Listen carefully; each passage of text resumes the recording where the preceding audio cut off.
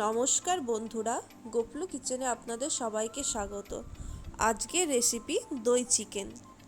একঘেয়েমি মাংসের ঝোল খেতে না ইচ্ছে হলে বাড়িতে আপনারা এইভাবে দই চিকেন বানিয়ে খেতে পারেন।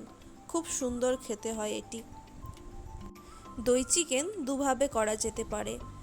একরকম আপনারা সাদা গ্রেভিও করতে পারেন, না হলে আমার মতো এই রকম স্পাইসি রেড গ্রেভিও করতে পারেন। চলুন তাহলে রেসিপিটি শুরু করা যাক। কিছু পেঁয়াজ ভেজে নিচ্ছি বেরেস্তা বানানোর জন্য। বেরেস্তা বানানো হয়ে গেছে, এটিকে আমি তেল ঝরিয়ে টিস্যু পেপারের ওপর বিছিয়ে দিচ্ছি। এদিকে আমি 1 কেজি চিকেন নিয়েছি, এর মধ্যে দিয়ে দেব 150 গ্রাম ফেটিয়ে নেওয়া টক দই। এরপর দিয়ে দেব 2 টিস্পুন আদা বাটা, 2 টিস্পুন রসুন বাটা। ঝালের জন্য দিয়ে দেব 1 টিস্পুন কাঁচা লঙ্কা বাটা, 1 teaspoon red chilli powder, 1 teaspoon হলুদ গুঁড়ো, 2 টিস্পুন লবণ। এরপর দিয়ে দিচ্ছি 1 মুঠো বেরেস্তা। মাংসের সাথে এগুলিকে ভালো করে মাখিয়ে নেব। সব কিছু ভালো করে মাখিয়ে নিয়ে আমি 1 থেকে 1.5 ঘন্টার মতো ঢাকা দিয়ে ম্যারিনেশনে রাখবো। কড়াইতে সাদা তেল দিয়ে দিয়েছি, এর মধ্যে দিয়ে দেব গোটা গরম মশলা, যার মধ্যে নিয়েছি লবঙ্গ, এলাচ, গোলমরিচ আর দারচিনি। 1 টিস্পুন গোটা জিরে দিয়ে দেব। গরম মশলা থেকে সুন্দর একটা স্মেল বেরোলে এরপরেতে দিয়ে দেব স্লাইস করে কেটে রাখা মিডিয়াম সাইজের 2টো পেঁয়াজ। আপনারা এখানে পেঁয়াজ কুচির পরিবর্তে পেঁয়াজ বাটাও দিতে পারেন, তাহলে গ্রেভিটা অনেক সুন্দর দেখতে হবে। পেঁয়াজটাকে বেশি লাল করে ভাজবো না, মিডিয়াম ফ্লেমে 2 মিনিটের মতো ভেজে নেব। পেঁয়াজটা প্রায় গলে গেছে, এবার আমি ওর মধ্যে দিয়ে দেব ম্যারিনেট করা মাংস। 1 ঘন্টা পর ঢাকা খুলে নিয়েছি।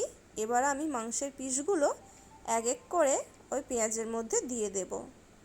আমি সম্পূর্ণ রান্নাটাই রিফাইন তেলে বানাচ্ছি, আপনারা চাইলে সরষের তেলেও বানাতে পারেন।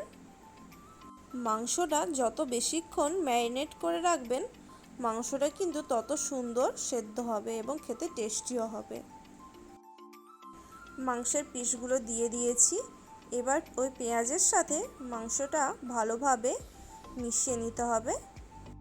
মাংসটা দই দিয়ে ম্যারিনেট করার জন্য অনেকটাই জল বেরোবে, এখনই মাংস থেকে জল বেরোনো শুরু হয়ে গেছে।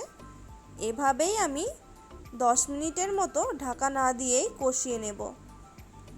আর একটু কালারের জন্য আমি এর মধ্যে দিয়ে দেব 2 টিস্পুন কাশ্মীরি লঙ্কার গুঁড়ো। ভালোভাবে মাংসের সাথে মিশিয়ে নেব।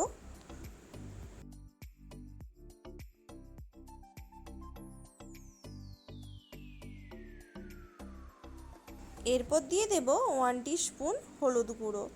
ম্যারিনেট করার সময় আমি একদম অল্প পরিমাণে হলুদ দিয়েছিলাম, এখন আরেকটু দিয়ে দিচ্ছি। মাংসটা থেকে যতটা জল বেরোবে ওই জলেই কিন্তু মাংসটা সেদ্ধ হয়ে যাবে, এতে আর আলাদা করে জল দেওয়ার দরকারই নেই। গ্যাসের ফ্লেম লো টু মিডিয়ামে রেখে আমি মাংসটা ঢাকা দিয়ে দিচ্ছি আরও 10 মিনিটের জন্য।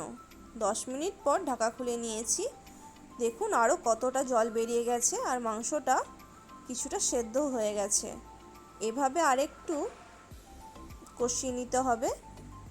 চিকেনটা যত ভালোভাবে কষানো হবে, চিকেনটা খেতে কিন্তু ততটাই সুস্বাদু হবে।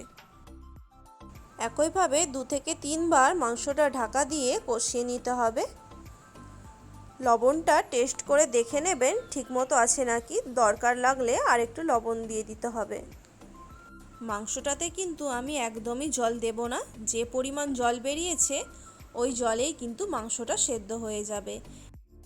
চিকেনটা থেকে কিন্তু জল বেরোনো কমপ্লিট হয়ে গেলেই এটিকে ঢাকা খুলে কষিয়ে নিতে হবে। যতক্ষণ না চিকেনের জলটা পুরোপুরি শুকিয়ে আসছে ততক্ষণ চিকেনটিকে এভাবেই ঢাকা খুলে লো টু মিডিয়াম ফ্লেমে কষিয়ে নিতে হবে।